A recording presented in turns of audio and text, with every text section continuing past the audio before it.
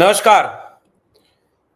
तो पांचवें चरण के लिए प्रचार थम गया और अब वोटिंग का इंतजार है।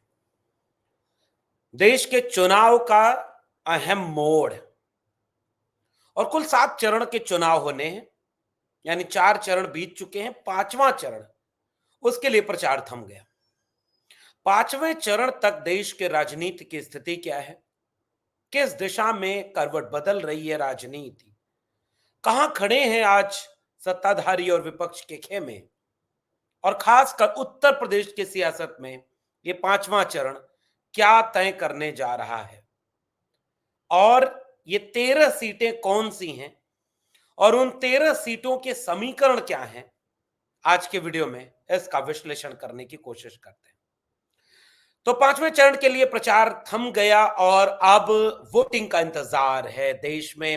अगला प्रधानमंत्री कौन होगा, 400 पार का नारा तो अब सुनाई नहीं देता। लेकिन मछली, मटन, मंगलसूत्र से लेकर के भैंस चोरी हो जाना और हिंदू मुसलमान कर देना, और उससे आगे बढ़ते हुए ये देश अब यहां पहुंच गया है कि कांग्रेस और सपा वाले आ गए तो मंदिर पर ताला डलवा देंगे, टेंट में भेज देंगे। ये सब भारत की राजनीति में चल रहा है। ये आपके वे एक वोट ने मंदिर बनवा दिया, आपका एक वोट मंदिर पर ताला लगवा देगा। और ये कोई सामान्य वाक्य नहीं है, ये वाक्य देश के प्रधानमंत्री का है।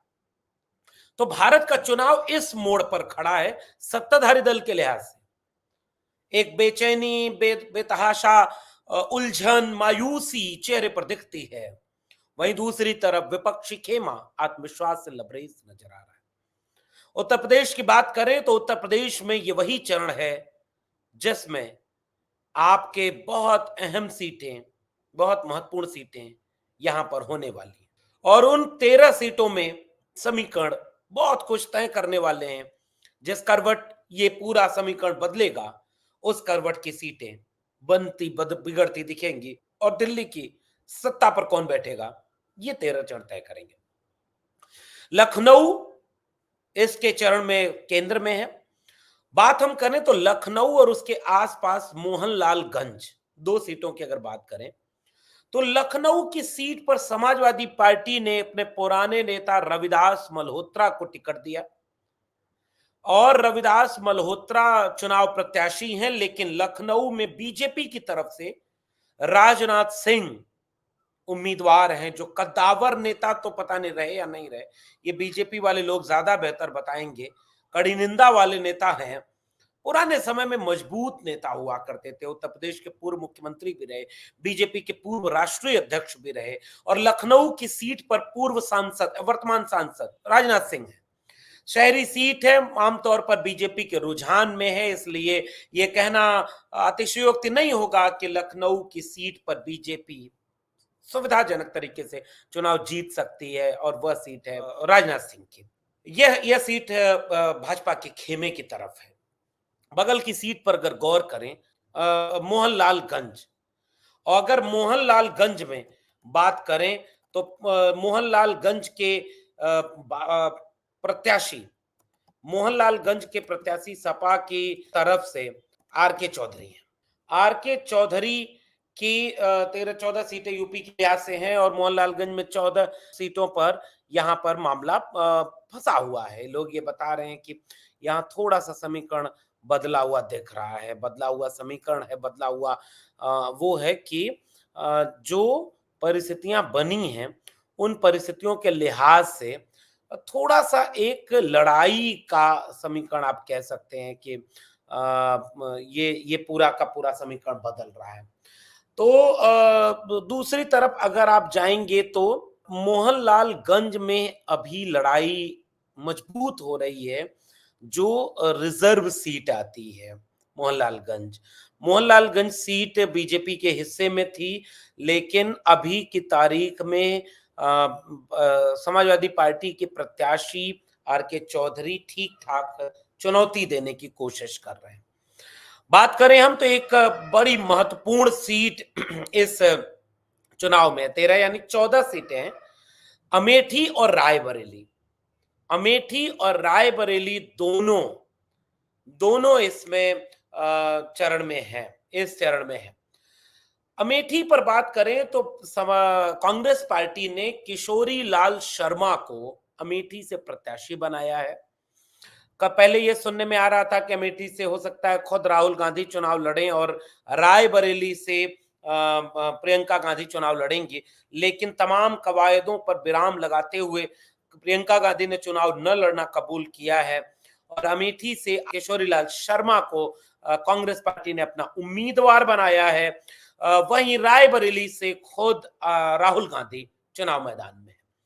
बात करें अमेठी और रायबरेली की, तो जैसे लखनऊ की सीट परंपरागत रूप से राजनाथ सिंह के हिस्से में है, वैसे रायबरेली की सीट परंपरागत रूप से कांग्रेस के हिस्से में है और राहुल गांधी के प्रभाव, नए तेवर और तमाम तरह की चीजों के चलते रायबरेली की सीट पर कोई मजबूत लड़ाई दिख नहीं रही है।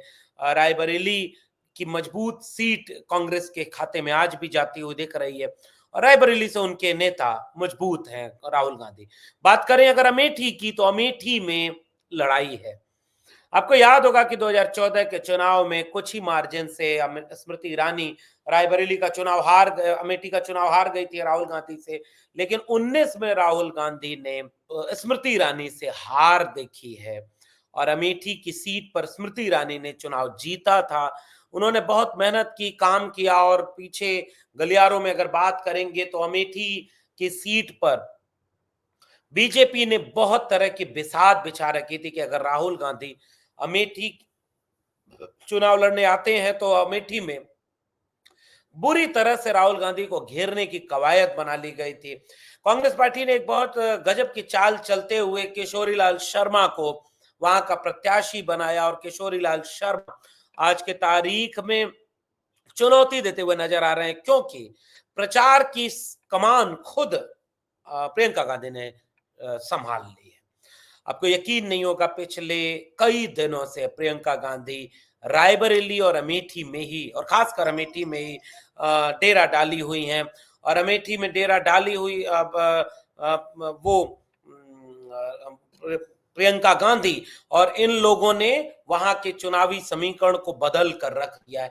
इसलिए आज की तारीख में अगर हम बात करें अमेठी की, तो वो सीट लड़ाई की सीट बन चुकी है, किसी भी तरफ पलट सकती है। और अगर अमेठी में स्मृति ईरानी को किशोरी लाल शर्मा प्रियंका गांधी के अपने प्रभाव के चलते यह कहने की कोशिश में कामयाब हो जाते हैं, तो यह देखना दिलचस्प होगा कि वहां पर समीकरण बदल सकते हैं और स्मृति ईरानी के लिए मुश्किल पैदा हो सकती है। जालौन सीट, जालौन, झांसी, हमीरपुर, बांदा, ये चार जो बुंदेलखंड के जिले हैं, उनमें भी इस 5वें चरण में चुनाव में वोट डाले जाने हैं। जालौन से नारायण दास को प्रत्याशी बनाया है समाजवादी पार्टी ने। प्रदीप जैन है झांसी से, इंडिया गठबंधन के प्रत्याशी हैं। अजयेंद्र सिंह लोधी सपा के चेहरे हैं। श्रीमती कृष्णा देवी बांदा से, हमीरपुर बांदा से ये लोग चुनाव लड़ रहे हैं। इसमें बात करें तो 50-50 का मामला है, लेकिन इन सीटों पर आज की तारीख में बीजेपी बढ़त में है।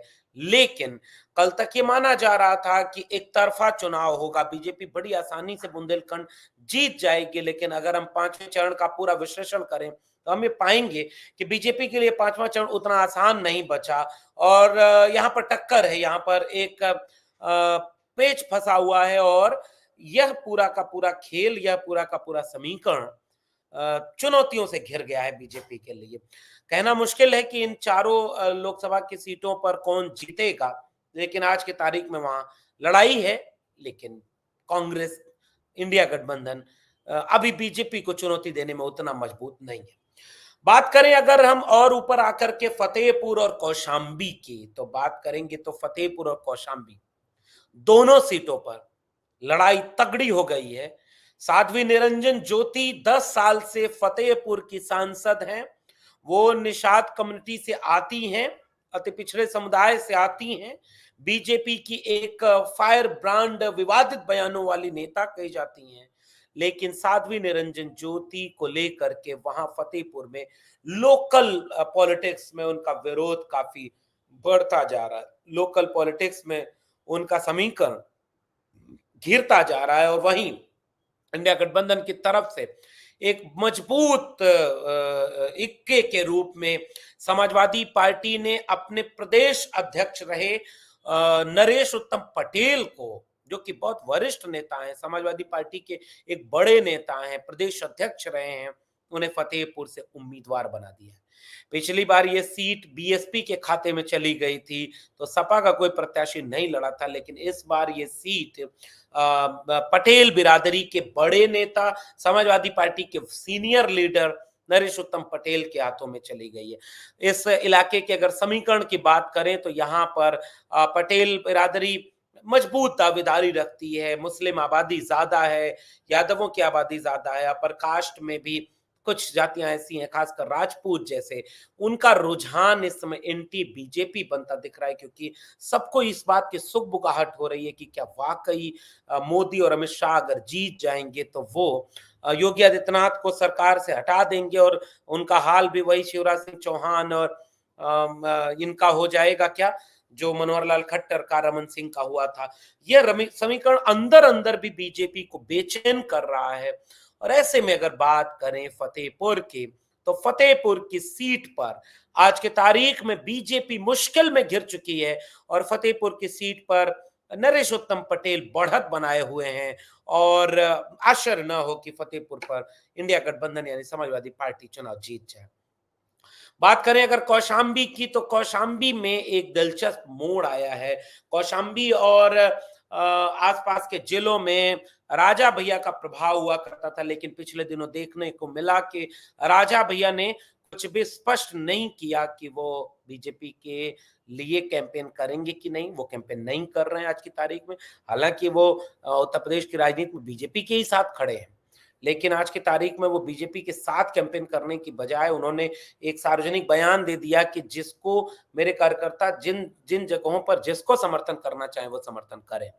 और इस बात से पूरी कवायद तेज हो गई कि कौशाम्बी और फतेहपुर पर इसका असर पड़ सकता है और इसके समीकरण के बदलते वहां का कौशाम्बी का समीकरण भी बदल गया। विनोद सोनकर वहां के विवादित नेता बन चुके हैं, 10 साल वहां रहे और विनोद सोनकर से राजा भैया के भी एक 36 का आंकड़ा है। हालांकि राजा भैया ने समाजवादी पार्टी को ऐन मौके पर धोखा दिया था जब बसपा से गठबंधन था और राज्यसभा में उन्होंने सपा के साथ होते हुए भी सपा को वोट नहीं दिया था और बीजेपी के खेमे में चले गए थे। लेकिन इस बार इंद्रजीत सरोज के बेटे हैं पुष्पेंद्र सरोज, इंडिया गठबंधन ने, समाजवादी पार्टी ने पुष्पेंद्र सरोज को कौशाम्बी लोकसभा सीट से प्रत्याशी बनाया है।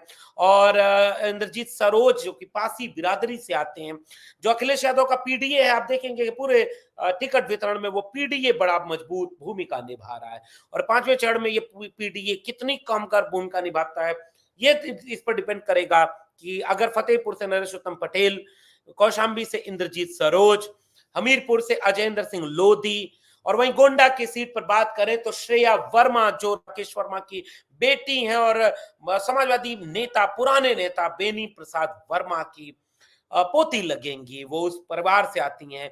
और वहीं इस 5वें चरण में पीडीए का कमाल देखिए कि फैजाबाद लोकसभा यानी जो अयोध्या की सीट है, अयोध्या की सीट पर, सामान्य सीट पर एक दलित तबके से आने वाले पुराने समाजवादी, वरिष्ठ समाजवादी नेता अवधेश प्रसाद को समाजवादी पार्टी ने टिकट दे दिया है।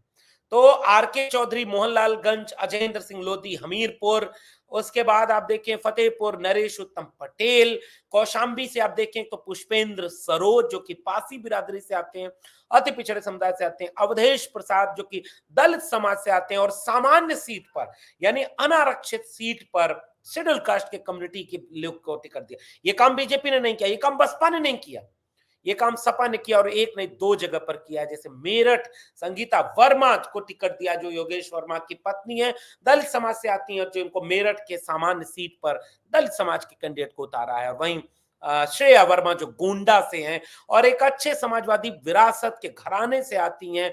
बेनी प्रसाद वर्मा का कद समाजवादी राजनीति में एक कद्दावर नेता का कद रहा है। बेनी प्रसाद वर्मा अपने समय में एक बहुत कद्दावर नेता रहे, समाजवादी पार्टी के गठन में संस्थापक सदस्य की तरह रहे, नेताजी मुलायम सिंह यादव के बहुत करीबी रहे।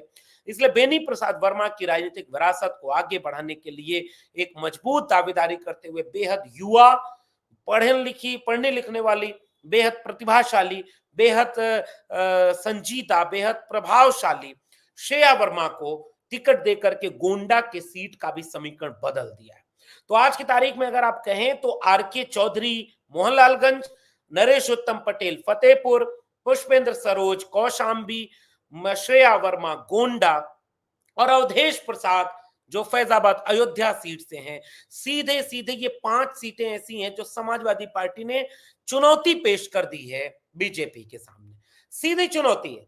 अब तक ये माना जा रहा था कि इन सीटों पर बीजेपी एक तरफा चुनाव जीत जाएगी, लेकिन 5वें चरण का वोट डालने का दिन आते आते यहां पूरी तरह से समीकरण बदल गया है और समाजवादी पार्टी ने अपने जोश और जज्बे से, जनता के मुद्दों से, अखिलेश यादव की मेहनत से चुनाव को दिलचस्प बना दिया। और आज की तारीख में ये 5 सीटें ऐसी हैं जो लड़ाई में हैं और जिसमें समाजवादी पार्टी के प्रत्याशियों को बढ़त मिली हुई है। कैसरगंज की लोकसभा सीट पर भगत राम मिश्रा को प्रत्याशी बनाया जो कि दमदार प्रत्याशी हैं, दबंग प्रत्याशी। कहा यह जाता है कि कई 100 गाड़ियों के साथ तो इन्होंने नामांकन दर्ज किया, क्योंकि कैसरगंज वही लोकसभा सीट है जिसे अगर आपको याद हो तो पहले और दूसरे चरण में जब तक जाटों का वोट नहीं पड़ गया था तब तक वहां पर प्रत्याशी नहीं दिया गया था, क्योंकि कैसरगंज से सांसद रहे हैं ब्रजभूषण शरण सिंह। जाट समाज में एक गहरी नाराजगी, किसान समुदाय में गहरी नाराजगी, क्योंकि अब महिला पहलवानों ने गंभीर आरोप लगाए ब्रजभूषण शरण सिंह पर, तो बीजेपी ने कैसरगंज का टिकट बहुत दिन तक घोषित नहीं किया। जब तीसरा चौथा चरण आने को हुआ तब जाकर के कैसरगंज की सीट पर उन्होंने ब्रजभूषण शरण सिंह के बेटे को टिकट दे दिया और इसलिए वहां की लड़ाई दिलचस्प है। ब्रजभूषण शरण सिंह का अपना प्रभाव है, अपनी दबंगई है, अपना पैसा है, रुतबा है, दबदबा जिसका दावा वो करते हैं, उस दबदबे को दबदबे वाले नेता से चुनौती पेश करा दी है अखिलेश यादव ने। तो भगत राम मिश्रा जो कैसरगंज की लोकसभा सीट से प्रत्याशी हैं, उनका भी दबदबा इलाके में कम नहीं है। इसलिए ब्रजभूषण शरण सिंह को अपने बेटे को चुनाव जिताना उतना आसान नहीं होगा जितना उनके रील्स में दिखता है, जितना उनके भाषणों में दिखता है, जितना उनके तेवर में दिख जाता है। इसलिए पूरा समीकरण बदलता हुआ दिख रहा है कैसरगंज लोकसभा सीट का। बात करें बाराबंकी सीट की, तो बाराबंकी सीट गई है इंडिया गठबंधन यानी समाजवादी पार्टी के खाते में और यहां से कांग्रेस पार्टी के खाते में। और कांग्रेस पार्टी के पुराने नेता पीएल पुनिया, जो एक जमाने में उत्तर प्रदेश के एक वरिष्ठ ब्यूरोक्रेट रहे, लेकिन बाद के दिनों में वो बसपा में रहे, फिर कांग्रेस पार्टी के बड़े नेता रहे पीएल पुनिया, उनके बेटे तनुज पुनिया को ये सीट मिली है और बाराबंकी में तनुज पुनिया एक कड़ी टक्कर दे रहे हैं।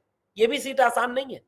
तो आज की तारीख में अगर बात करें तो जालौन, बांदा, झांसी, लखनऊ, यही सीटें कांग्रेस पार्टी के भाजपा के लिए आसान बताई जा रही हैं। बाकी रायबरेली एक तरफा चुनाव जीत रही है इंडिया गठबंधन। दूसरी तरफ अगर फाइट की बात करें तो मोहनलालगंज, अमेठी, उसके बाद हमीरपुर, गोंडा, कैसरगंज, फैजाबाद, बाराबंकी, कौशाम्बी, फतेहपुर, ये वो सीटें हैं जिसमें आज की तारीख में बीजेपी को गंभीर चुनौती मिल रही है। बीजेपी इन सारी सीटों पर अधिकांश जगहों पर पीछे जाती दिख रही है अपने अंदरूनी संकट की वजह से, अपने अंदरूनी विवाद के चलते और अपने अंदरूनी राजनीति के चलते। इसलिए इन 5वें चरण में आज की तारीख में इंडिया गठबंधन कड़ी चुनौती पेश कर रहा है, कड़ी चुनौती। और इसलिए इसमें से आश्चर्य न हो कि अगर कल को जब चुनाव परिणाम आए तो अमेठी भी इंडिया गठबंधन जीत जाए। अमेठी, मेरा मानना है कि रायबरेली, अमेठी, फतेहपुर सीकरी, गोंडा, कौशाम्बी और ये फैजाबाद, अयोध्या, ये 5-6 सीटें ऐसी हैं जिसमें इंडिया गठबंधन या तो जीत जाएगा या बढ़त में है, जीत जाएगा। जैसे रायबरेली तो जीत ही जाएंगे। राजनाथ सिंह की सीट बीजेपी जीत जाएगी, इसका एडवांटेज उन्हें दिख रहा है। जालौन और बांदा और झांसी की सीट पर बीजेपी को बढ़त है, लेकिन बाकी सारी सीटों पर बीजेपी मुश्किल में फंसी हुई है। इसलिए देखना दिलचस्प होगा कि अंतिम परिणाम इस 5वें चरण का क्या आता है। अगर इन 5वें चरण के 14 सीटों में से बीजेपी आज की तारीख में 14 में से 12 जीती हुई है, 12-13, और अगर 12-13 में से बीजेपी अगर 7-8 पर सिमट जाती है, तो 400 पार कहां? फिर तो पूरा उत्तर प्रदेश ही नहीं, देश का समीकरण बदल रहा है। आपका क्या मानना है? नीचे कमेंट बॉक्स में जरूर बताइएगा। फिर मिलेंगे किसी और विश्लेषण के साथ, तब तक के लिए बहुत बहुत धन्यवाद।